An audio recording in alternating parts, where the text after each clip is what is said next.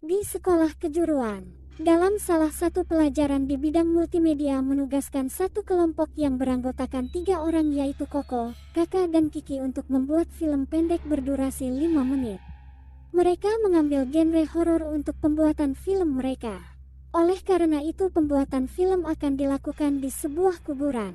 Syuting hari pertama dilakukan di kuburan pada siang hari. Tetapi sebelum proses syuting Koko yang orangnya memang ceplas-ceplos dia menyepelekan makhluk gaib. Dia berkata bahwa dia tidak pernah takut jika dihantui oleh pocong, Dracula, vampir ataupun kuntilanak.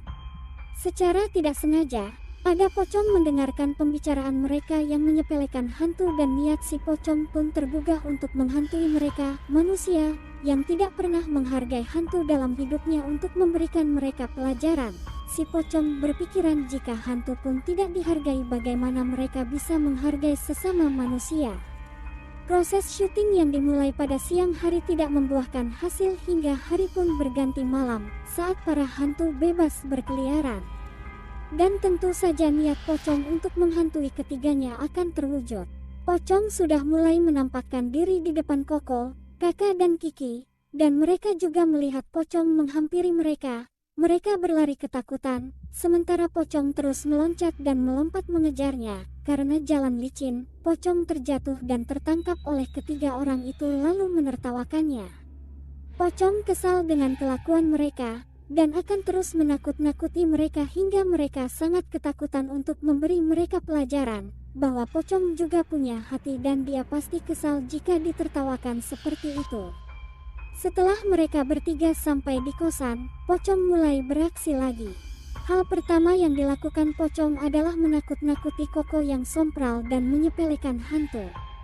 Saat itu, Koko sedang berbaring di kamarnya bermain game.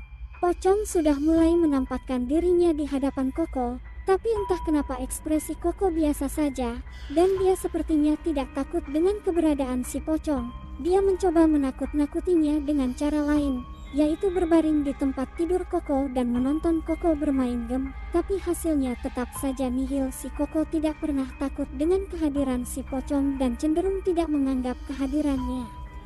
Pocong merasa gagal menakut-nakuti Koko, maka ia mencoba menakut-nakuti target berikutnya yaitu Kakak.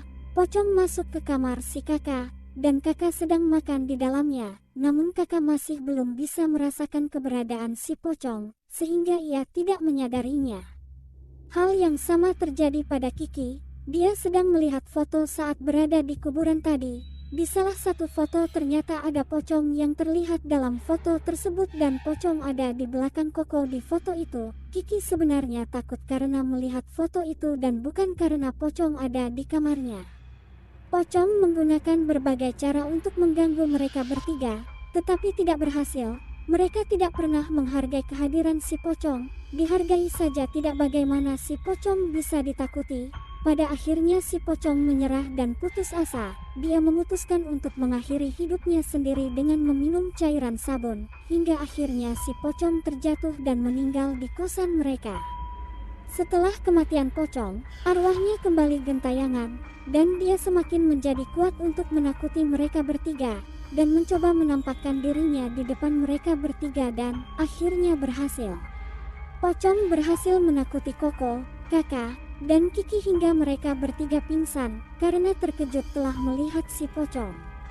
Si pocong merasa berhasil telah menghantui mereka bertiga dan merasa berhasil karena telah membuat mereka bertiga menghargai keberadaan hantu. Setelah misinya tercapai si pocong pulang ke rumahnya yaitu di kuburan. Setelah itu si pocong tidak pernah menghantui mereka lagi.